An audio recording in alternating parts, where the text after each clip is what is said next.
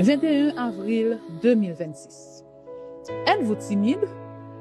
Car ce n'est pas un esprit de timidité que Dieu nous a donné, mais un esprit de force, d'amour et de sagesse. 2 Timothée 1er, verset 7. Timidité et introversion semblent être la même chose, mais ce n'est pas le cas. La plupart des personnes introverties sont également timides. L'introversion est liée au tempérament et la timidité peut être une conséquence comportementale de l'introversion. Les personnes introverties préfèrent rester discrètes et éviter de s'exposer inutilement.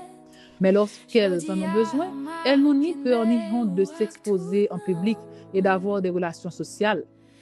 Les introvertis timides, en revanche, peuvent se sentir paniqués s'ils doivent parler à des inconnus ou interagir dans un groupe.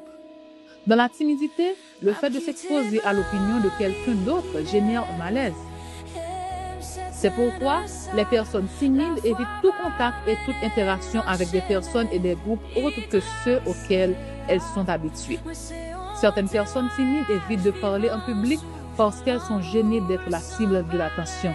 Elles craignent peut-être de se comporter de manière inappropriée et d'être mal comprises. Il est compréhensible qu'il soit difficile pour ces personnes de prêter attention à quelqu'un alors qu'une activité corticale intense leur cause une certaine douleur et une grande angoisse. Une situation plus critique de la timidité est la phobie ou l'anxiété sociale, qui est la peur pathologique de la critique, de l'exposition et des interactions sociales. Ce cas nécessite un diagnostic et un traitement.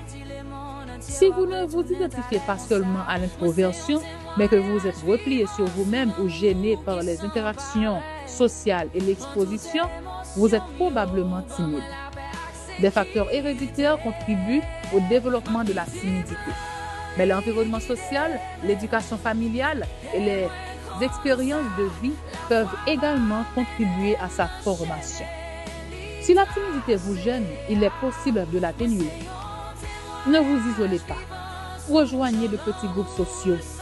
Recherchez une aide psychothérapeutique pour comprendre les mécanismes négatifs et les conditionnements qui vous ont rendu timide.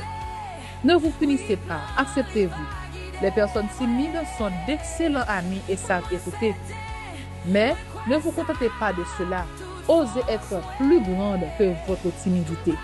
Ne vous cachez pas derrière l'indifférence en étant distante ou embauchant les gens sans les connaître. Vous pouvez sourire et être affectueuse. Si vous êtes timide, demandez à Dieu de vous rendre audacieuse. Une mission ne vous attend-elle pas? Croyez que Dieu peut vous donner le courage nécessaire pour être utile à son œuvre.